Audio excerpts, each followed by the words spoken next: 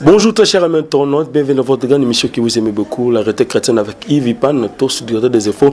L'Afrique devant que la série continue, toujours dans votre site qui vous aimez beaucoup, comme pour TV, avec les boss américains, Rafungindu et boss à Boston. Merci à toi, Raiskang, le super pour cameraman, ainsi que notre cordon qui est Serge Piana. Et là, je vois aussi les cordons, des cordons Papinginamao. Zala Mokondali Gana Basali. En tout cas, merci aussi. Nande Konabiso, Kaba, on dit qu'on est le champion de Genève et Nabo Sanité Pangui de moi, Harmonica, Arc-en-Ciel, c'est le parfum. Monté Madodo soit dit Elilia Kolo.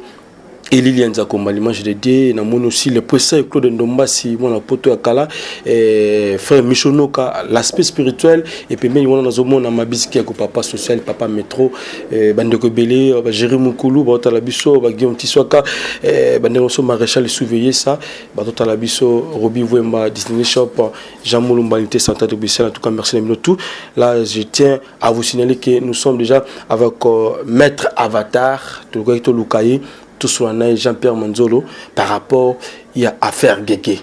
Si c'est vrai, démon, il y a séduction, na komo ya Guégué, ce qui est à parce que y a maître spirituel, ayebi marambo ebele, ayebi ba démon, ayebi na ba ange.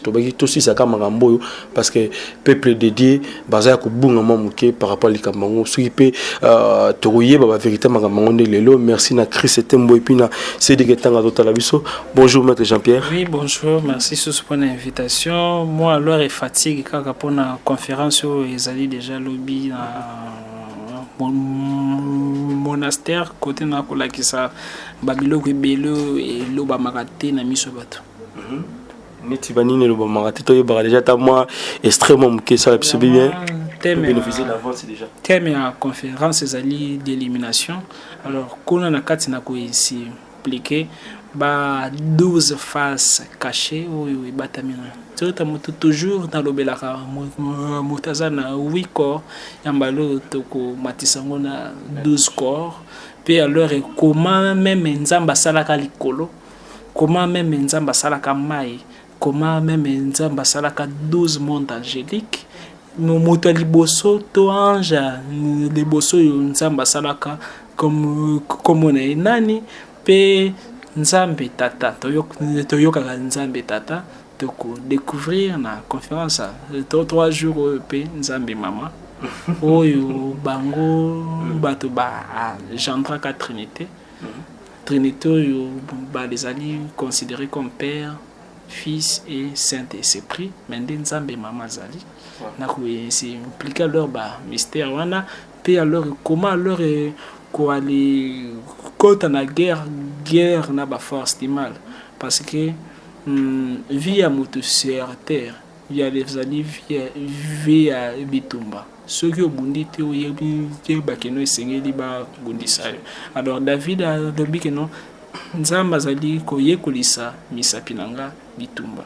Alors na komeka ko ici impliqué comment bato bakoki ko aller bunda spirituellement puis alors pour na ko aller si ça na kolobela comment ko intégrer spirituellement rentrer à Melchisedec ou Yoazala qui maître à Jésus, maître à Moïse, maître à Abraham, Melchisedec en Wazali nani, pe comment leur basinisiaka nakata rentrer à Melchisedec, nanyo à initiaka, pe alors comment quoi les kota na ba portail oyo ezali entre les planètes na biso na 4e dimension côté extraterrestre basalaka comment même ko inventer ceux qui battaient les nations va kozala na quoi les flasher maintenant alors na ba prochaine conférence na ko ici impliquer batu comment ko solola na ba extraterrestre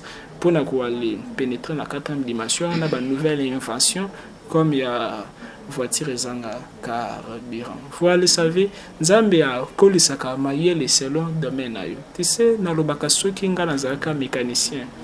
Mende na lingaki na kota na ba extraterrestre pour na ko aller tout na bango former les ndenyo yo bango basala pour na ba voiture na bango tambolaka grâce à champ magnétique.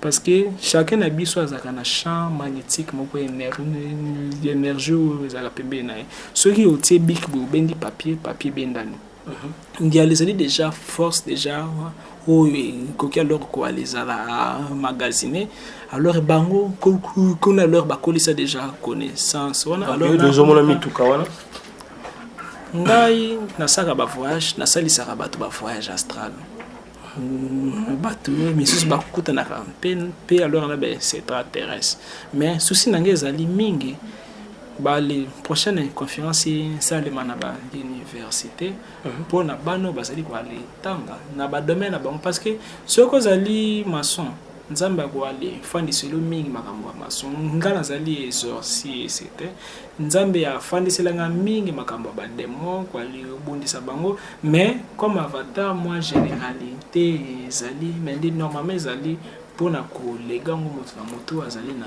domaine na ye tellement que makambo yango ezalaka tellement ebele alors prière na ngai ezalaka ya avant nzoto oyo ezanga ntina ezonga na mabele mpona na continuer voyage au moins bamakambo ebele déjà ebimi.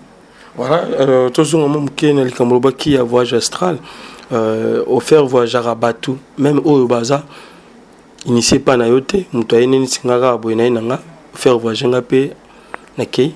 Premièrement, chacun de nous, ce qu'on a na butu des gens dans le bilan qui non, moto pumbwaka. Yo moni to bangaka bandoki pamba. Yoka biso to leki bandoki. Parce que ndoki aliaka nani? Aliaka ndeko na yo moto lokola yo nanga. Mais biso lelo jeudi saint ezali jour oyo Christ asalaka cérémonie wana ya nzoto na ye na makila na ye. Biso to liaka nzoto nzambe. To alezali plus que bandoki côté moko encore Satan te moto asalaka ke non bandoki ba bimaka parce que nzambe déjà tsango na capacité ya moto nyonso ceux que lali esengeli nzoto na yo se détacher ceux qui se détacher ndiali sengeli kota na portail moko ba bengango portail onérique na monde onérique grâce à premier corps éthérique na monde de koki ko bengango même monde ya ba rêve ce qui est doucoli au monde ba rêve et côté na portail ya astral à double dimension bas astral na central supérieur kuna sko muta koki ceux qui azali na bas astral amoni bazali ko bunisa balandi ya pumwe kuna pesanteur zakate mendi ba bitumbe zala kuna ceux qui ont leki ni dimension ya bas astral côté na astral supérieur ceux qui ont leki donc yo moni ndenge ofandi awa ofandi na 8 places kaka ndenge ofandi boye soki moto oyo azali éveillé na ba place ofandi wana na ba dimension wana ndialingi asalo mabe na nzoto oyo ya kwa lisala nano kuna parce que nyonso eyaka na nzoto oyo ezali conséquence ya ba présence na biso oyo ezali menacé na ba dimension astrale mentale éthérique pour dire causal animique na christique ce qui alors ba les zuyo na monde spirituel te na monde physique eloko kwali komate la bible dit eloko moko te ekomelaka motu sans que nzambe dobila ye shoba dobi nini nzambe révélaka biso makambo tangu tozali profondément endormi comment parce que motu soka lali molimo ne bimaka parlant na dimension na ndiazala lo na facilité nzambe ya tindele esprit soit ange pour na PC message moko codé formé ya ba rêve de aussi alors peut bosana te ba vision oh non na mona ki vision c'est-à-dire molimo no et quand tu na dimension moko yo ezaka alors na ba code na ba numéro alors na ba message codé alors pasteur azangi connaissance ceux qui mutagabine que non azali kwa ndoto na na pumbwaka bête réponse va répondre à ça nini que non ils qui est inconscient tandis que vous allez savoir bando ki baza makasi parce que biso batu to comme c'est bon makasi satan za makasi parce que biso batu to comme c'est makasi nyonso yo moto atiaka ngo ka mingi te komela ke kaka nyonso yo moto assez concentré sur yango à charge à kango. Ceux qui ont allé kobanga situation en ami, vous allez croire nango et que ça la melayo. Parce que foi to bien à la foi. La Bible dit tout est possible à celui qui croit. Nzamba sala nyoso dede asali mwasi na mobali, mais asali aussi foi na père. Nyoso yo muto abangaka esengeli a créer yango. Parce que vie physique oyo ezali conséquence ya vie mentale. Nyoso ebandaka biso na cerveau.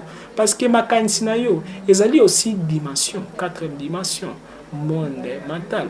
C'est pourquoi Christ a kolobabwe ceux qui otali mwasi ya bato na makanisi mabe osali ekobo na ye. Pourquoi corps mental na biso ozali na ba même organe ndenge oza nango na corps physique. Donc plus bato babangaka bandoki, plus bandoki bazwaka siko pouvoir sur biso. Bana nzambe bale mesanisi bango mingi na ba enseignement ya kobanga. Indioli alors ya kwa les mesanisi bango na ba enseignement ya puissance. Soit alors ba enseignement ya auto découverte. Mende ke bana bandoki bazali plus alors bo les ali kwa les tia bango coming bazoko makaka. Tandis que Bible lobi nini nous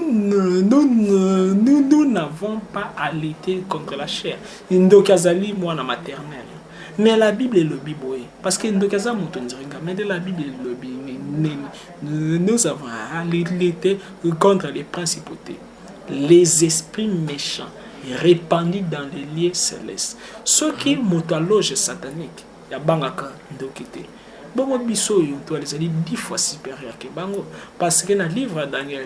Il faut avoir chrétien, pose à la bonne ndenge lobby. Même à un vrai musulman parce que ngai ba c'est nema ngai simnaka kaka bato ba simbaka Bible te. Donc Christ dia les ali yeta ya corps. Donc motongo dia di sengeli azala un vrai initié, c'est-à-dire pour alors combattre la force du mal et sengeli o miye ba soko zanani. Indio zanani. Tema nozolo bezanini. Mais nzambe aza parole. Nzambe aza souffle. Alors na kati ya parole ezana mo pepe. Donc nzambe afandi na kati ya monoko na yo. Mais bato bazo changer ba église. Ba kanti on dirait faute ya ba pasteur, ba prophète na ba mwalimu na bango. To faute ya église. Mais faute eza ya yo moko. Aussi longtemps yoko aller découvrir divinité yo afanda ki na kati ya nzoto na yo. Tangu nzamba sali mutu na jeunesse a souffler na kati ya matière. Souffle eza watch eza partir nzambe fandi na kati na. Aussi longtemps mutu ako comprendre teke no nyosa zoluka na libanda na ye. Ezali na kati na ye ya les adi on dirait mwana muke olagisi ye bombo simo tie bombo likolo ya motu akomi koluka bombo. Aussi longtemps mutu ya ko travailler te pona atombola liboko na ye aluka amisimba mutu pona azwe loko nzamba tsana kati na ye. Tous les pasteurs, tous les prophètes, tous les moyens, la Jésus, via quoi les incapables, via quoi les salles les miracles. Miracle, et où t'as wapi? Jésus a salé là jamais mon miracle. Mais Jésus a confirmé kaka miracle fanda kana kati moto. Ba les mystiques nyoso ba Mahomet ba Bouddha. Tango akutani na moto azali na problème. Yete moto kwa les beta batombo tout miracle non. Mais il y a quoi les lukana ou quoi les vérifier. Tout y a vibration na yo ceux qui est allé prêt pour nous récupérer pour ça na yo na kati nzoto. Je sais qui ceux qui écoutez la mutabi. Est-ce qu'on dit oui non dit dès qu'on dit wana aux yeux déjà dans la 4e dimension. Oh il y a des alliés na makanisi. Si malango est-ce qu'il y a quoi les ça la geste moko kaka pour na kaka stimuler portail wana et se matérialiser. Tala moi si atanga ki makila pendant 12 ans. Yemoko comme matisa ki niveau azalaki na besoin logos ya Christ. Besoin ya parole à Christ. Yemoko non ceux qui na simina kobika tango a créé guérison Christ sang comprendre que non eloko moko bimi na kati nanga atu me nanya simbinga non bato baza ebela non moto moko simbinga ndenge bino boale simbinga te pour dire quoi mutu lelo ayekoli comment ko maîtriser et balé pour ne comment courant mutu ayekoli comment ko laisser la machine ba téléphone mais mutu jusque là azali na moyen âge pour na ko yekola nzoto na ye tandis que ceux qui mutu a comprendre nzoto na ye ya ko aller comprendre que non nini vie ezali limité alors na c'est pas ce temps pe alors mutu ya komi mi bomate on dirait que non ah il aura aller ça exactement comme là-bas pour te battre belé ba mi bomaka pourquoi routine ya même le kozaki na besoin beaucoup zui mbongo et après donc yo moni on dirait aussi tout dio aller baye vie tandis que vie ezalaki lengi ceux qui osent quoi aller qui na ba découverte en découverte c'est comme TV film wana tel on dit faut ko baye ozala besoin changer la même chose mutu ni aller singelia c'est découvrir plus dio ko découvrir ba infini dimension et batami la kasi na yo ko vivre en plénitude.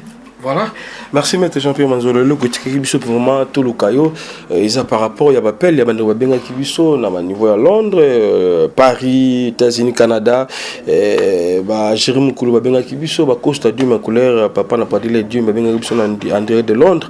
Bande benga benga qui biso ba lobi lequel biso mettre avatar par rapport il y a affaire Guégué au lelo et comme hymne national ba congolais nous sommes na bango bazo beta kali solo ya Guégué démon Guégué maître avatar est-ce que c'est vrai démon na kombo ya Guégué azalaka bon par habitude na kota jamais ba polémique mais comme ezali une question yo bato moto ba poser na ko répondre vous allez savoir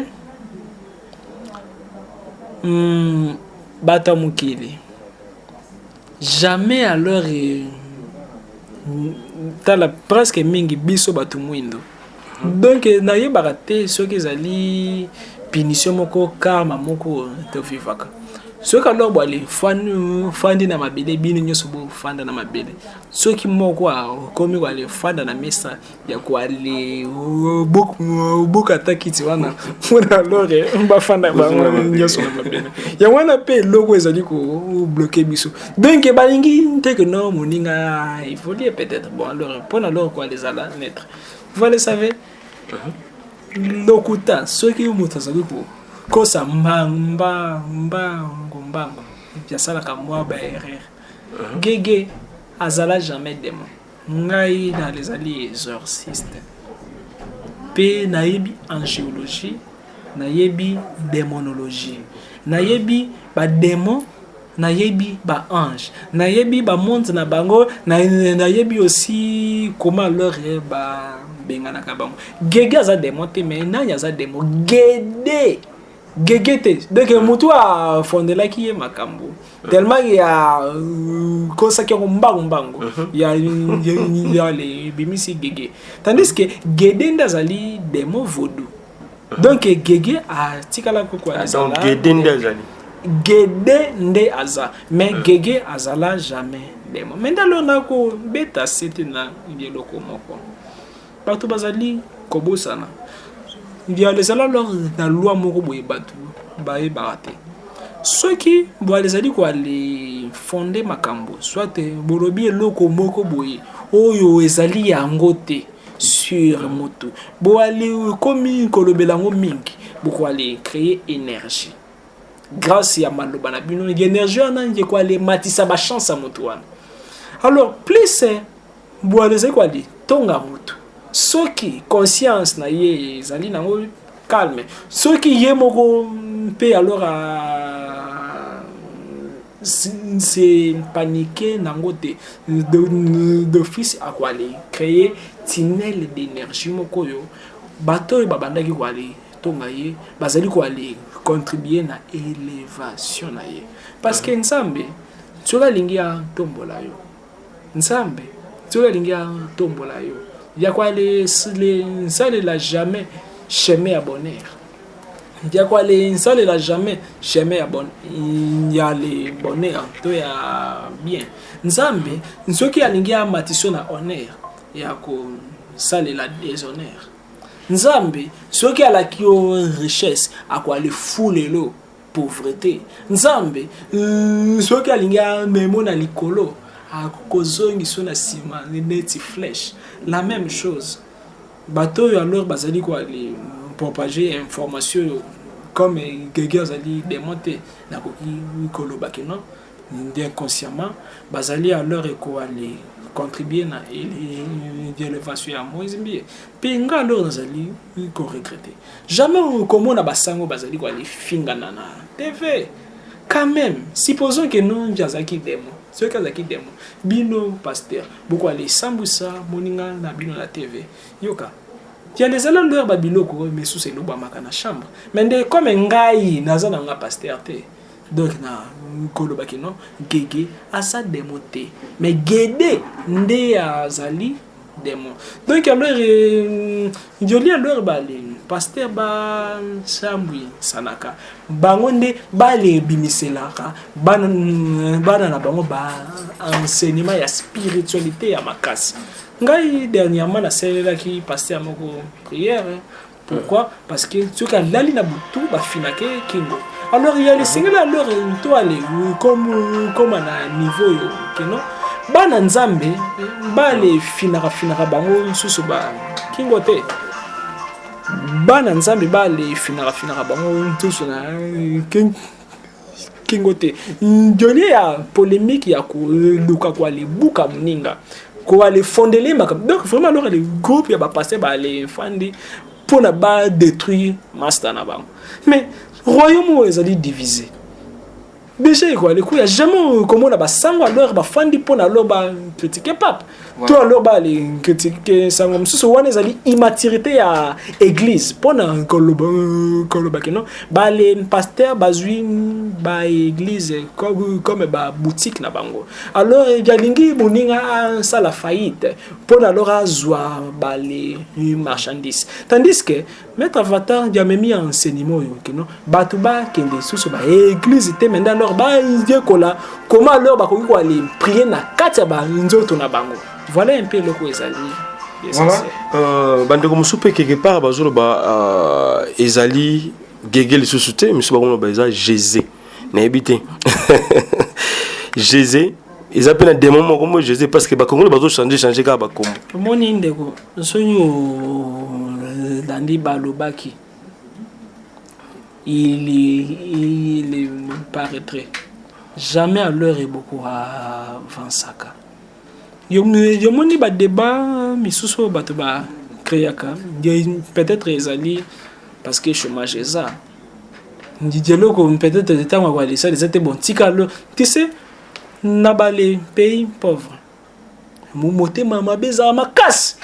So yo ke peut-être ba mboko yo balia na bango bien makam nyonso bien ya kwa le que ça tana te ya kwa le critiquer moninga mais tana mingi a ku le que ça ngona ba critique nzambo ya pona ki ya yebi même ata yembi sata kumba nzambo ya pona ki a yebi nzambe wana mutu ako jeje ezala ya solo te mende alo bale pasteur ngo batanga biblette balobi neni ko juger moninga te parce que yo ezana les suno pe yebite par là alors donc position ngai na koki ko les ezali que non d'abord il y a les alliés allo kota mais vina est secret nga na yebite nzambe ye moko mutakoki ko juger pe alors bali ninga na bali pasteur bazali ba de critiquer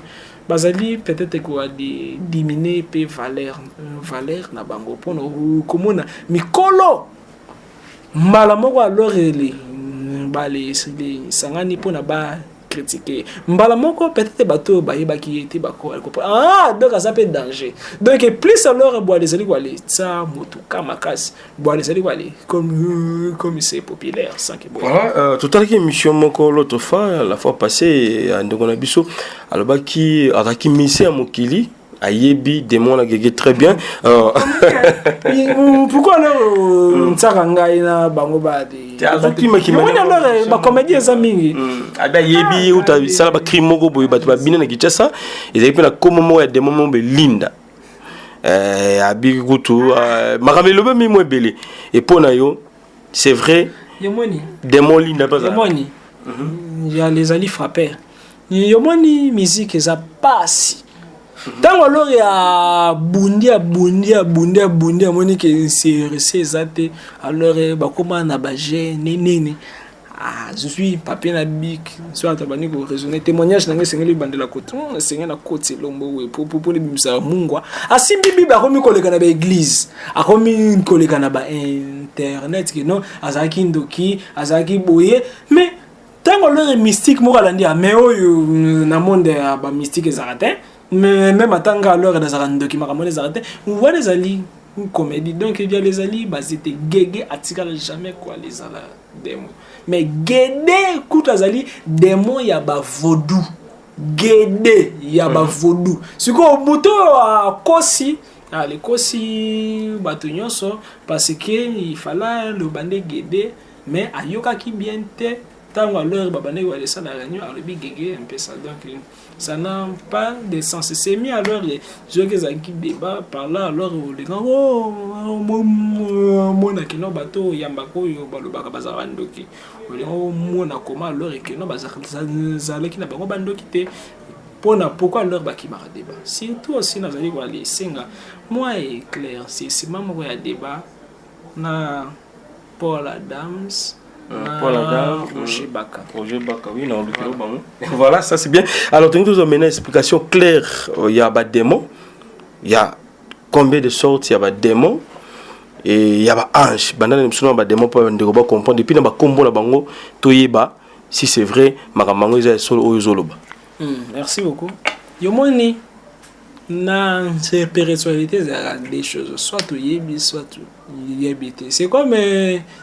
C'est beaucoup de na papa moi de benanga de mon connaissance c'est salon de richesse d'ignorance c'est salon de pauvreté bah ça la rassemble muta riche comme pauvre mais c'est que pauvre ça la jamais ça me comme riche riche parce que côté où les défis la bilo la même chose dans cette spiritualité tous en humilité ngai ceux qui na comprendre le côté na kenda ka soit na salle voyage astral ceux qui na voyage c'est tracté na luki ba livre na les tangi sima na salle voyage astral na les tuna ceux qui na comprendre té na luki ba ene oyo bale bandaki makamango ya nzambe ya vangai bale pasteur Mayele pe bazali alors dans luki bon éclaircir ngai domaine. Pourquoi? Parce que connaissance en ça mes alliés est infinie. Par là alors on a qu'on répondre les question diable. Il y avait même bengana Lucifer qu'on a l'école ba démon déjà bazalaka dans le monde des ténèbres. Mon continent bango yo aleki même Lucifer na degré. Parce que dans le monde des ténèbres nzambe déjà tsaka déjà pe ba être bazala yawan nzambe Yahweh ye afandi na monde de lumière côté ba ange mais le passa ya Yahweh ya fandi na monde ya ténèbres yoka tozo le bidana dans Satan le passa ya nzambe ya Yahweh ba benye Yahvé nzambe dans le passa yoka Yahweh donc le passa pour alors qu'on les faire comprendre mais il y a des ombres. Voilà. C'est comme eux, ceux qui ont télémis. Molili na eux, ils n'auront jamais lumière. Ils auront toujours ténèbres. Nzamba sana ombre na monde de ténèbres ba benge Yahvé. Yahvé wana azali na photocopie ya organisation ya hiérarchie céleste contraire nango. Michael na bangoza. Donc premier monde angélique. Quand Nzambe to les na premier monde angélique babinga na kombo Keter. Keter oyo ezali dirigé na premier ange Nzambe asala kombo Métatron. Métatron oyo azali les seuls anges atala ki longi Nzambe face à face. Bazalaka na sima papo bazalaka leur na ba forme ya banyama. Bango batu ba memaka trône ya Nzambe. Puis alors 4 êtres vivants ya Apocalypse bazali liba habitant la premier monde angélique oyo ba benga kombo ya Keter soit la couronne. Bango bazali na rôle ya komema trône Nzambe. Mais est-ce qu'on a un monde à ténèbres aussi? Si alors bazali aussi si alors les mondes angéliques na bango ya premier monde yo ba benga kombo ya Keter renversé. Bango peut alors bazali alors na ba même forme wana bazakuna likolo contraire mango. Deuxième monde angélique oyo Nzambe ya salaki qui alors ba bengi bango na donc ba bengi na le monde wana na kombo ya Bina. Bina wana baitro bafanda na kati ba bengi bango ba séraphim. Tandis que dans le premier monde angélique ba bengi bango ba chérubin. Tandis que ba séraphine bango alors les ali gérer na ange tsafiel. Puis alors bango rôle na bango ezali adoration. Il y a adoration ezali fantaisie te. Mais de trône Nzambe ce qui est fanda na kati ya lumière ezali parce que ezalaka maintenir na kati ya énergie ya adoration. De même que bami to cannabis ezalaka besoin carburant. Trône ya Nzambe ya lumière pour nous la maintenir dans l'espace. Or temps ezalaki na besoin ya ba adoration parce que na kati ya ba adoration ezana ba verbe nakati ya ba verbe ezana ba son nakati ya ba son ezana ba ondulation nakati ya ba ondulation ezana ba esprit. Dès que ba ange bazali ko adorer bazali direct alors quoi les fortifier trône ya Nzambe wana rôle ya deuxième monde angélique. Si malango ezali alors na troisième monde angélique oyo ba bengi bango ba trône. Ba trône oyo normalement bazaka kuna kaka 24 na monde za bango ba bengi akma. Parce que na solomela likolo ba les 24 veillards wana bazali aussi alors na 24 royaumes. Ba les 24 veillards wana ba jouaka rôle ya ba seigneur ya karma na ya dharma. Ba seigneur ya karma na ya dharma la kisi nini mabe nyonso avaye la moto malamu nyonso ezala ba ange bango bazali considéré comme ba magistrats planétaires na secteur planétaire bazali on dirait ba oyo bakataka makambu soki ba ange ya ba voyou ba bimi na lola soki mpe alors ba geme ba voyou ba se rebeller contre lumière wana ezala alors na troisième monde angélique d'habiter na ba trône. Si malango alors na monde ya ba trône wana ezala alors na makambu bele na kati na sauter to aller qui ça alors na quatrième monde angélique ba qui alors ba bengi bango ba donc monde wana ba benga comme Essed. Tandis que monde wana Essed banani bafanda na kuna na Essed via les ali ba Elohim. Ba Elohim mutolo batinaka bango pona ko aller créer planète Terre. Na ba constellation na ba galaxie. Si quoi ba monde nyonso angélique wana ezali 12 parce que na flashé. Phase renversée nango ezali oyo alors basé na ombre na bango na monde ya ténèbres déjà dirigé na ombre ya Nzambe. Déjà Nzambe moko déjà dès le commencement. Mais eloro nini oyo esalemaki. Na bateau il fallait ba vivre dans le monde de la lumière bange wana na deuxième monde angélique oyo to bengena kombo ya Bina oyo ezali li gérer sikoyo na ange tsafiel mais ndé à l'époque ezala ki gérer na Lucifer monde oyo ezala ki monde ya ba adoration pe monde ya connaissance monde ya sagesse na monde wana Lucifer azala ki porteur ya lumière. Lumière veut dire la vérité, la connaissance. Mais comme azaki porteur ya lumière pour la Lucifer ye akanisaki nini que non baoyo baleki ye na degré bazate baoyo baleki ye na pouvoir bazate baoyo baleki ye na splendeur bazate parce que nzambe ya salaki ye na façon moko splendide nzambe alatisaki ye ba matière précieuse nyonso ezalaka na mokili mpe azalaki na connaissance mpe na succès moko ko alors mpona kodiriger 11 monde angélique mais ye azalaki ange prince ya monde ya baadorateur oyo tobengi bachérina mais ayebaki te ke non 12e monde angélique ezalaki mpe nzambe comme aleki tellement bizarre tellement pouvoir puissant azwa énergie na ye afandisa ngo na kati ya ange moko liboso asala babenga na komba Métatron afandisa ye pe na kiti moko bange nyonso bayebi ke wana nde azala nzambe ezala biso Métatron muta répondre biso parce que na mbunzu na ye bakoma Yahweh komba nzambe premier monde angélique wana kete ezali monde ya moto ceux qui ange abimi na plan physique ceux qui azalaki na monde ya moto akobima aussi na forme ya moto omona Moïse Moïse akutani na moto ezopela na makasi ezozika te ange soka abimi moto akoloba te ke nzambe peut-être nga oloba nga nzambe rarement pour na basi identifier il y a ba dégâts likolo basi identifier te alors tous les anges baibeki wana nzambe un jour nani Lucifer yayoki que non à part ye ezali na ba séraphins les animaux du trône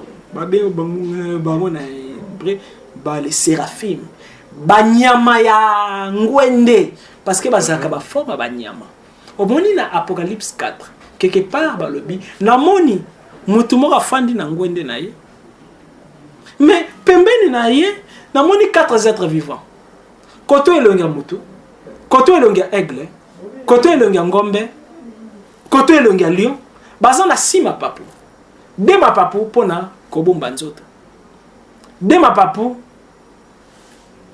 pona kobomba elongi de mapapu pona kopumbwela de mapapu pona komema trompe bazaki na moto na nzoto na bango bazaki na lisu te me misu na kati ya nzoto pe libanda nzoto pe bango lo bazali ba yetro bazali plus puissant na ba monde angélique parce que bazali ba séraphim tangu Lucifer yoki que non à part yo ezali alors na ba être ba leki yo famille moi jalousie ekotaki mais yenda zaki garant ya kotangisa parce que kotanga suka te kaka nzambe ye moko muto asidisa kwa letanga ezala ange batanga ezala bato bakufa ezali na ndeko nanga moko boya mwasi napesaki ye prière moko asali tango asali prière ninyo salemaki mamoni papa na bango lobine ye que non nini biso awa to alezali nanu na bacour kwa le dérangeaka nga mingi te parce que nazali kolanda baku oh kasi papa déjà kufati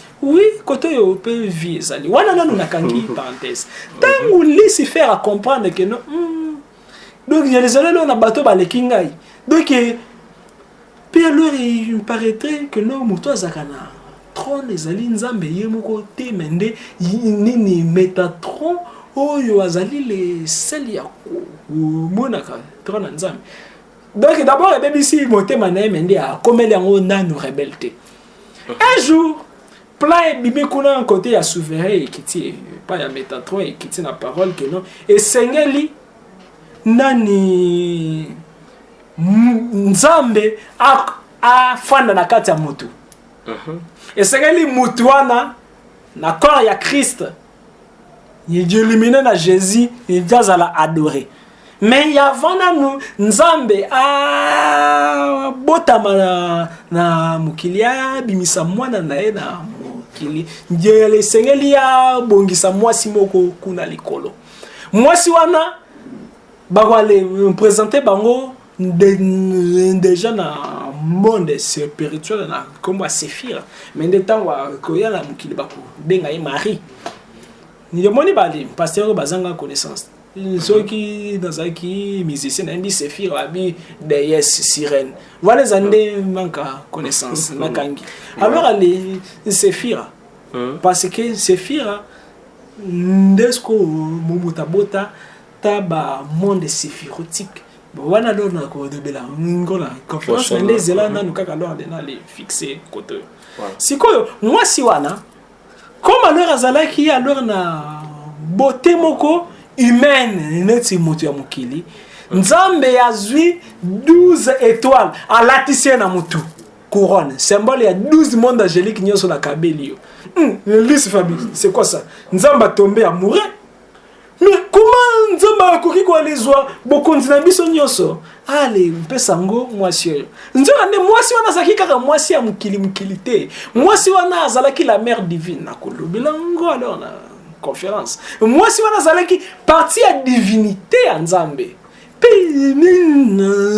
ni salemaki Satan a commis ko douter na Nzambe wa pesa ki maide Nzamba commis ko aller sala berre plus loin Nzamba lobi que non esengeli bino ba ange bo fukamela mwana na ye akozala na libu parce que Apocalypse 12 il lobi que non moi si moko atelemeli likolo sanza likolo mutu na ye minzoto 12 alati moi lokole lamba moi ezali symbole ya présence en Nzambe sanza ezali symbole ya mwasi moi symbole ya mobali veut dire que mwasi wana ngializala ki mwasi ya Nzambe lisi faire bina na oyo ezasu bizarre pe mwana wana mutu esengeli aza Nzambe ngai banda kala nazala kawa comme enseignant nanu bo honoraga bo eta bino non Nzamba salaire mais bosani ke no balua nyoso yo Nzambe ya pesa ki ezalaki na balua misusu Nzamba la kisaki ete ya bosani azwaki connaissance wana e panani albino non Nzamba salaire esengeli na se révolutionner quand ezali kutu Nzambe te d'ailleurs alors nazali ko bengane place wana parce que Nzambe est trop parce que Nzambe ba bundisa te parce que Nzamba zaki prêta be limoi dirait que laisse faire tant on comprendre que wana Nzambe est trop capitaine na biso ya les sengeli alors les na détrôner ye donc na kende libanda volonté Nzambe parce que a komi ko aller ça biso berrer jamais lui se faire à kokaki quoi les encourage à ko bunisa Nzambe parce que Nzambe muta créé Nzambe ngaka beki a benda souffle na ye on dirait macaroni et s'il y a libre l'existence voilà à se rebeller alors il y a les salés mais à se rebeller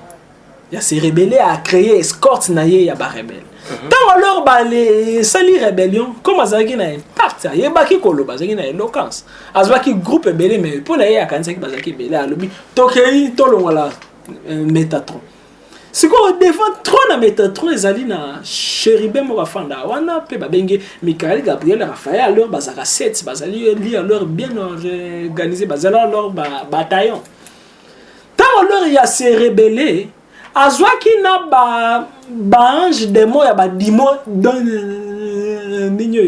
monde différent ya bandoki donc il y a ba ange ezali alors na ba ange yo bazaki na ba grade ba généraux na ba monde boye na ba monde boye sangisi bango voilà alors pourquoi ba ange misusu ba démon misusu ba betara bango pourquoi parce que ange à lumière maintenant azali caporal so ga kutane na ex phase oyo azalaki na monde ya ba ange azalaki général ba kwa le kange cache ndenge alors Gabriel bakangaki cache tangwa prière Daniel parle là ba leur singela alors ba yeba kwa li manipuler ba ange nini le kaki plus bazali wale pusana pembe na trône Métatron afanda ki na ekimia bango bazali wale pusana parce que Métatron azali les plus puissants ya ba ange nyos Pia fana la trône comme Nzambe tant basé wale pusana Michael c'est quoi gangi qui est comme Dieu parce que comme ya Michael là qui est comme Dieu donc Michael a gangi Michael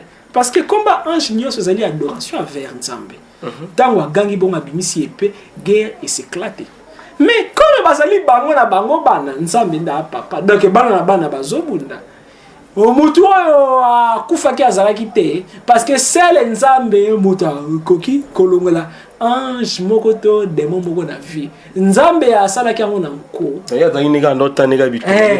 nzambe alors asalaki yango na nko mpona créer plan na ye caché ezalaki ya koali créer opposition na majorité pour le gouvernement moko efanda équilibré pour alors bato bami ke bisakino ba posa baza comme monde pour ne peler signaux positifs et négatifs ezala c'est pourquoi il y a maintenant comme alors bazaki makasité parce que lumière to majorité nous toujours gagnaka opposition ceux qui alors bazali na majorité alors il y a les ça qui ni ba boaka ki bango na c'est comme planète terre mais c'est comme ba dimension bakuyaka alors na ba planète sebele même planète soyo lelo ba démon ba fani mingi ezali terre na ba planète soyo ezali na dimension ya c'est que terre mais maintenant alors na ba planète mais sous ba démon bazati pourquoi parce que kuna déjà bakolisi amour bakolisi sagesse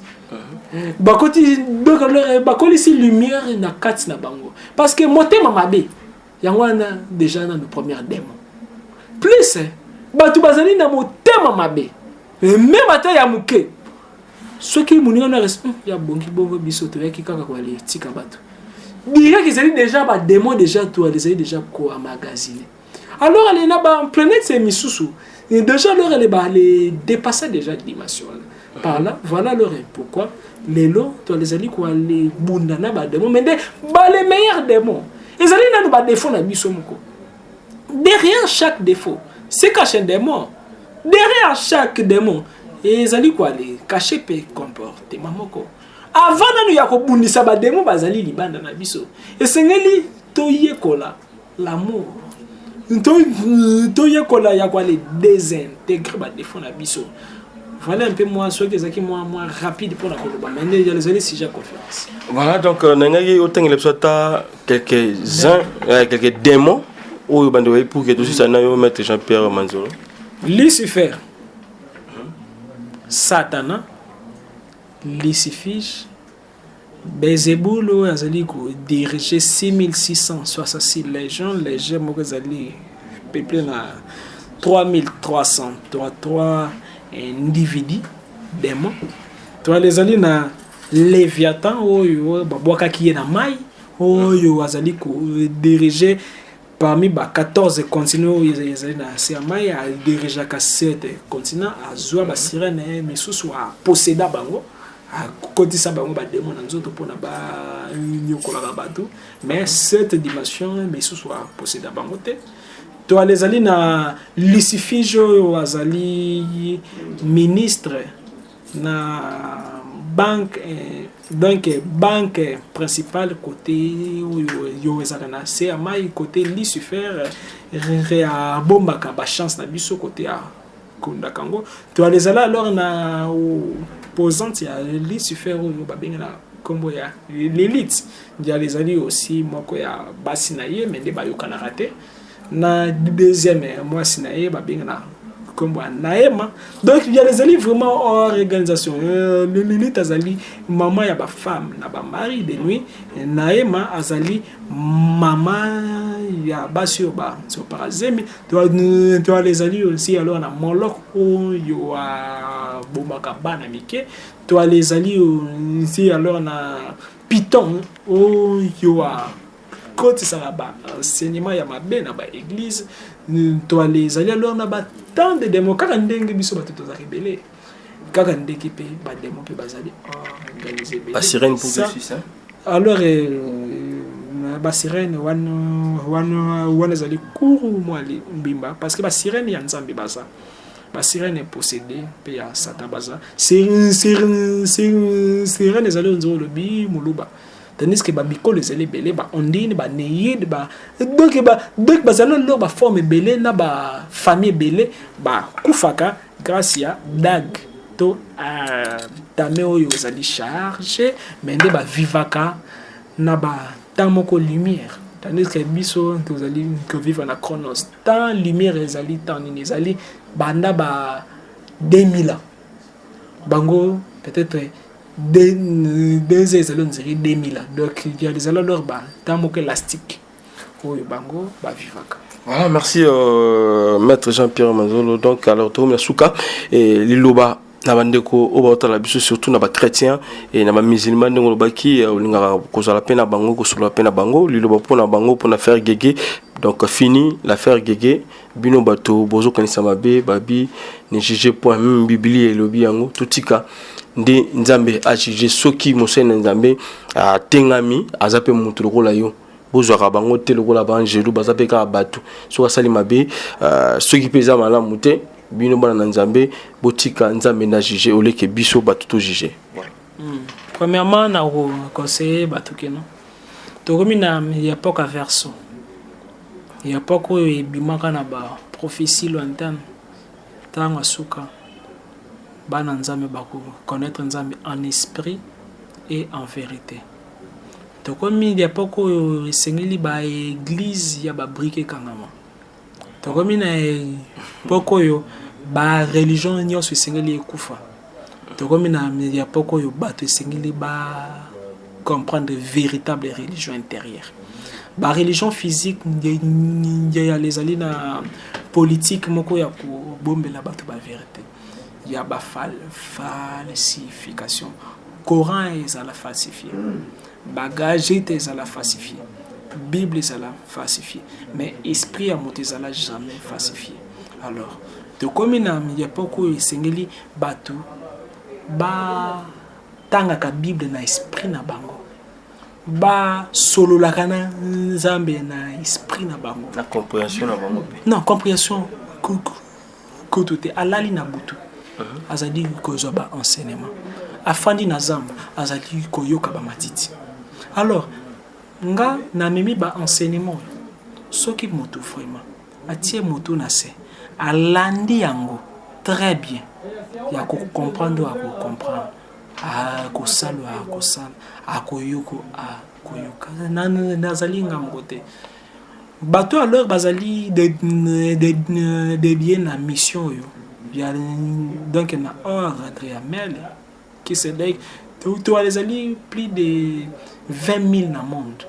Oui, tu as les alliés basés dans l'enseignement. Puis alors, on a des religions différentes. Parce que, mais qui se dit à Koyana, Tangwasuka, pour nous préparer venir à Christ, na cheval ya pembe. Namu pende na ye bakwale comme roi des rois, seigneur des seigneurs. Ni le lem na ye bien les alliés dans Mbeli. Ou les alliés présence à Mele qui se dit. Pe a koya pour la guerre finale babingi Armageddon. Christ a koya kaka pour na régner pendant 1000 ans. Mais des mecs qui se dit que koya alors na ba chevalier na ye. Alors to aller combattre na ba force du mal. Déjà ba force du mal déjà continue na terrain. Diable ba connaissance na ya bimisi libanda. Nzambe pe ba secret na ye pe abimisi libanda. Ba oyo ya nzambe boya koyekola. Pona to tia libaya contre la force ya ténèbres déjà bazali mise en place. Dimension ya ignorance na yo ezali liwandambo ezali profondeur ya ba problème na yo. To pona o kota na contact c'est mis na WhatsApp numéro à téléphone eza 00 243 81 611 867 00 243 81 611 867 soit 89 64 72 798 89 64 72 798 soit na Facebook na koma Jean-Pierre Manzolo mende boale keba pe na ba pirate nango pe et Zali. Donc, maître Jean-Pierre, bien les alliés, ses pères, n'a pas art bizarre. Ceux qui ont un problème, bibala, quoi, les comme l'angate. Problème à boire, quoi, les comme l'angate, les problèmes, n'igno yobako, quoi, les comme l'anga. Moto signa pacte na diable. Mais des alinga kabwadanango. Mais alingi, recherche à zoyer, pas diable éthique là, fait dire que c'est croquer Satan, comme l'anga. Nda kuna yo milimo elobaka komelanga moto akufa azongaka komelanga soki étoile na yo osali ba prière ndenge nyonso ozali na compagnie mais ndi okweyaka kaka soki obandi okweyaka kaka na compagnie wana komelanga oh non bakanelaki yo na magicien moko komelanga. Merci. Voilà, merci. Donc, nous sommes arrivés pratiquement à la fin de votre émission que vous aimez beaucoup, hein, la réalité chrétienne avec Yves Pan. Et voilà, merci. Naropi, ça n'a pas quand il est suivi pour Cameroun parce que Moussala Kitoko. Merci aussi à notre cordon qui est CGPN et sans oublier les boss américains. Comme je dis toujours, je ne pourrais pas quitter ces plateaux sans pourtant te remercier. Les boss américains, Rafungin de Bossa Bosson. Merci. À la prochaine fois, CDN.tv. Merci.